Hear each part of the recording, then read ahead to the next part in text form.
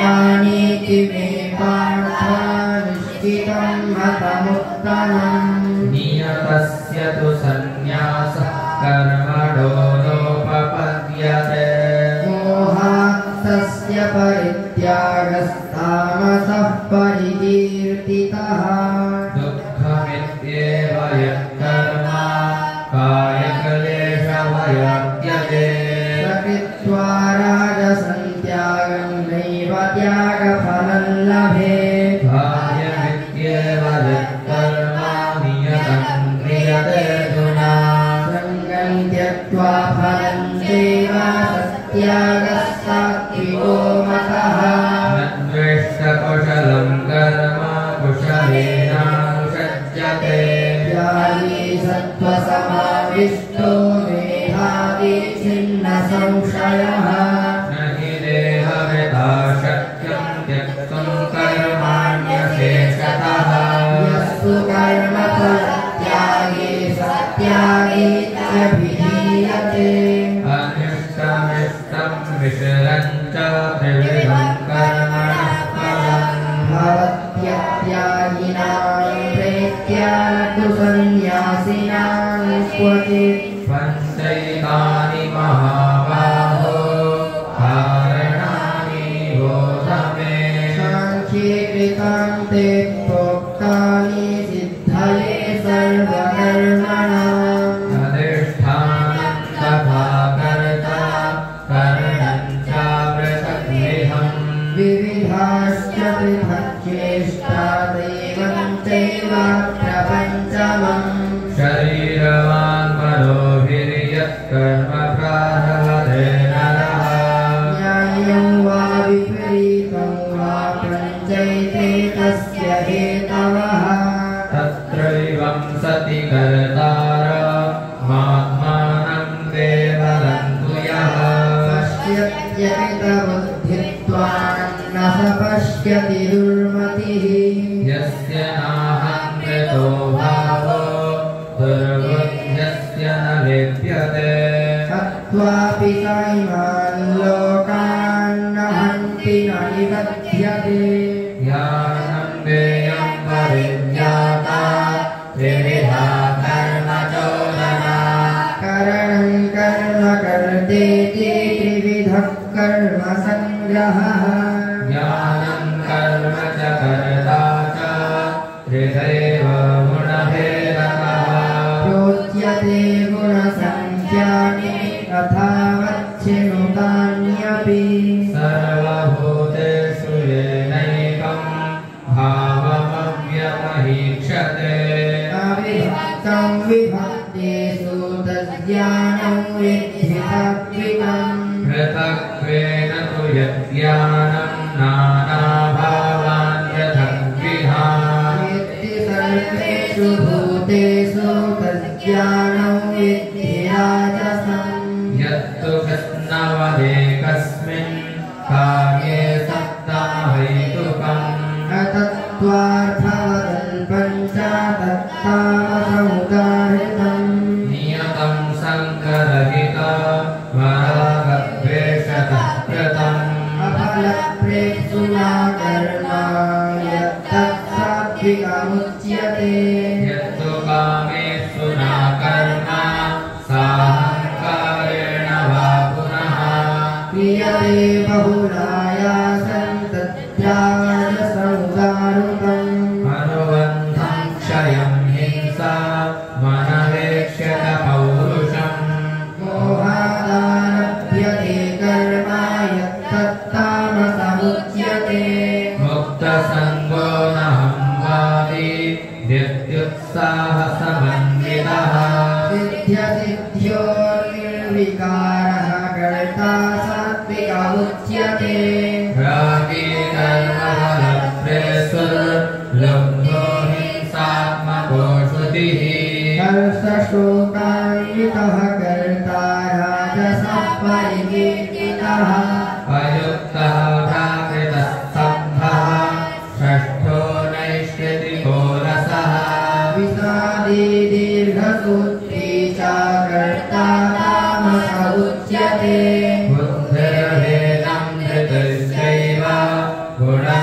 त्रिविधं शृणु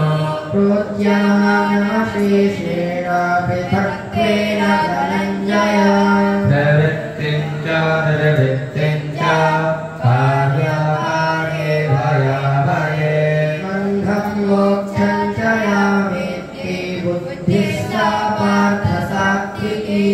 अधर्मं धर्ममिति या मन्यते तमसा वृता सर्वार्थान् यया धर्ममधर्मं च कार्यं च अयं यावत् प्रजानाति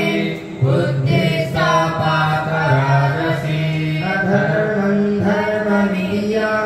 मन्यते तमसा वृता सर्वार्थान् विपरीताश्च बुद्धिः सा पाततामसी यया धारयते मनः प्राणेन्द्रियक्रिया योगेन व्यभिचारिण्या बुद्धिः सा पातसाप्यते यया तु धर्मकामार्थान् नित्या धारयते अर्जुन प्रसङ्गेन फलाकाङ्क्षी बुद्धिः सा पातराजसी यया स्वप्नं भयं शोकं विषादं मदमेव च न विमुच्यते दुर्विषमेव बुद्धिः सा पाततामसी सुखं विदानीं त्रिविधं शृणु मे भरतर्षभ अभ्यासागतमे यत्र दुःखान्तं च निगच्छति यत्तदग्रे विषमिव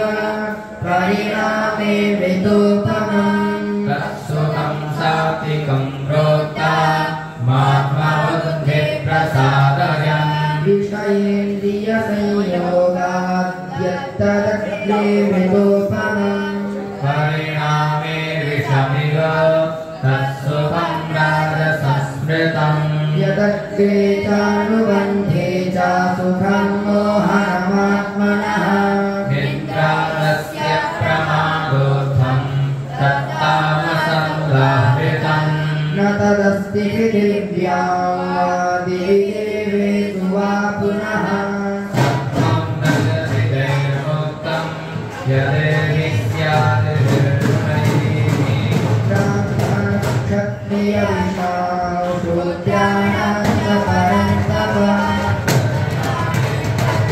तानि स्वभावप्रभवैर्गुणैः शमोदमस्तपश्चौचं शान्तिराजवमेव च ज्ञानं विज्ञानमस्तित्वं ब्रह्मकर्मस्वभावजम् शौर्यं तेजोभिर्दाक्षिण्येताप्यपलायनम् दानमीश्वरभावश्च शास्त्रं कर्मस्वभावजम् ऋषिगौरस्य वाणिज्यं वैश्यकर्मस्वभावकम् परिचर्यात्मकं कर्म शूद्रस्य च स्वभावजम् स्वे स्वे कर्मण्यभिरतः संसिद्धिर्लभते नरः स्वकर्मनिरतसिद्धिं यथा विन्दति दक्षिणो यतः प्रवृत्तिर्भूतानां येन सर्वमिदं तदाम् स्वकर्मणा तमभ्यस्य सिद्धिं विन्दति मानवः श्रेयान् स्वधर्मो विगुणः परधर्मात् स्वनुष्ठितात् स्वभावनितं कर्म कुर्वन्नाप्नोति किल्बिषम् सहजं कर्म कौन्तेय सतोऽसमपि न त्यजेत् सर्वारम्भानि दोषेण भूमेनाग्निविभावृताः बुद्धिः सर्वत्र जितात्मा विगतस्पृहः नैषकर्ण्यसिद्धिं परमां सन्निधिर्गच्छति सिद्धिं प्राप्तो यथा ब्रह्मा तथाप्नोति निबोध मे समासेनैव कौन्तेय निष्ठा ज्ञानस्य या परा बुद्ध्या विशुद्ध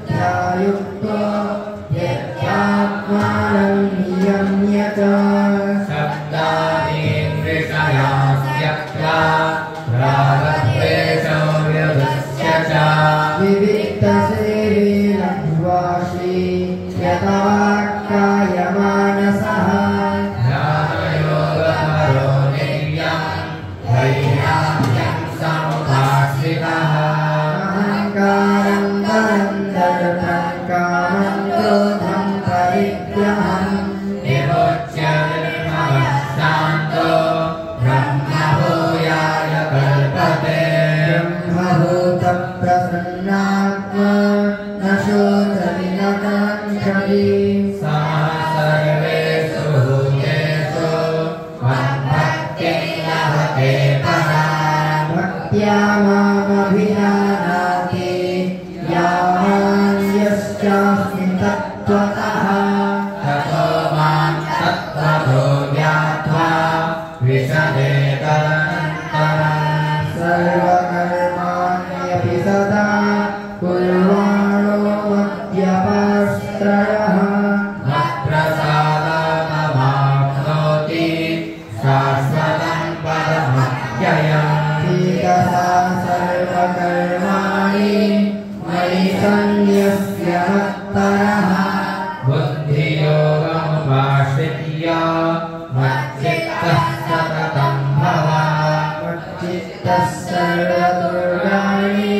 मत्प्रसादात् तरिष्यसि अत चेत्त्वमहङ्कारान् श्रेयसी विनर्वक्ष्यसि यदहङ्कारमाश्रित्य न योत्स्यैति मन्यसे मिथ्यैष व्यवसायस्ते प्रकृतिस्त्वां योक्ष्यति स्वभावदेन कौन्तेय निबद्धस्वेन कर्मणा कर्तुं चेच्छसि यन्मोहात् करिष्यसि वशोऽपिता ईश्वरः सर्वभूतानां हृद्देशेऽर्जुन तिष्ठति नामयं सर्वभूतानि यत्रारूढानि मायया तमेव शरणं गच्छ सर्वभावेन भारत तत्प्रसादात् परां शान्तिं स्थानं प्राप्स्यसि शाश्वतम् इति ते ज्ञानमाख्यातं गुह्यतरं मया निष्ठैतदशेषेण यथैच्छसि तथा कुरु सर्वगुह्यतमं भूयस्मिन् मे परमं वचः इष्टोऽसि मे दृढमिति ततो वक्ष्यामि ते हितम् मन्मना भव मद्भक्तो मद्याजी मां नमस्कुरु मामे वैष्यसि सत्यं ते प्रतिजाने प्रियोऽसि मे सर्वधर्मान् परित्यज्य मामेकं शरणं व्रज अहं त्वा सर्वपापेभ्यो मोक्षयिष्यामि मा शुचः इदं ते न तपस्काय न भक्ताय कदाचन न च शुश्रूषवे वाच्यं न च मां योऽभ्यसूयति य इमं परमं गुह्यं मद्भक्तेष्वभिधास्यति भक्तिं मयि परां त्यक्त्वा मामेवैष्यत् संशयः न च तस्मान् मनुष्येषु कश्चिन्मे प्रियवित्तमः हरिकथनमेतस्मात् धन्यः प्रियतरो भुवि अध्येष्येते च य इमं धर्म्यौ संवादमामयोः ज्ञानयोगेन तेनाह हृष्टस्यामि विधेयः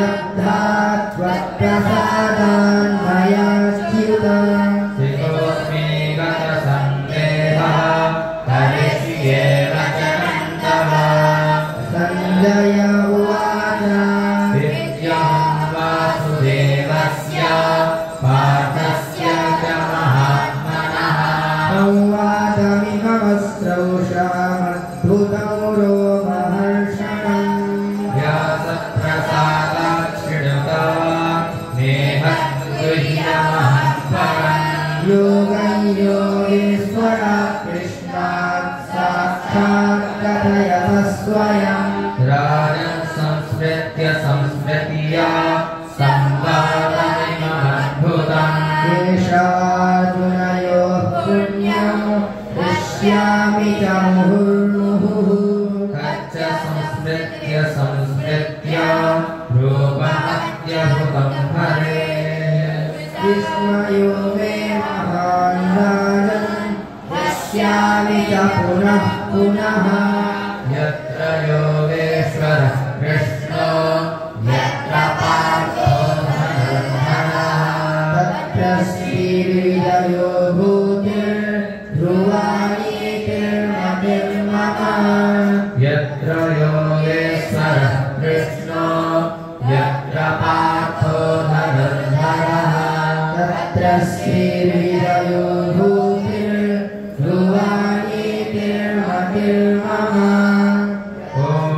यत्र योगेश्वरः कृष्णो यत्र पार्थो धनुर्धरः तत्र श्रीविजयो भूतिर्ध्रुवा नीतिर्मतिर्मम ॐ तत्सदिति श्रीमद्भगवद्गीता उपनिषत्सु ब्रह्मविद्यायां योगशास्त्रे श्रीकृष्णार्जुनसंवादे मोक्षसंन्यासयोगो नाम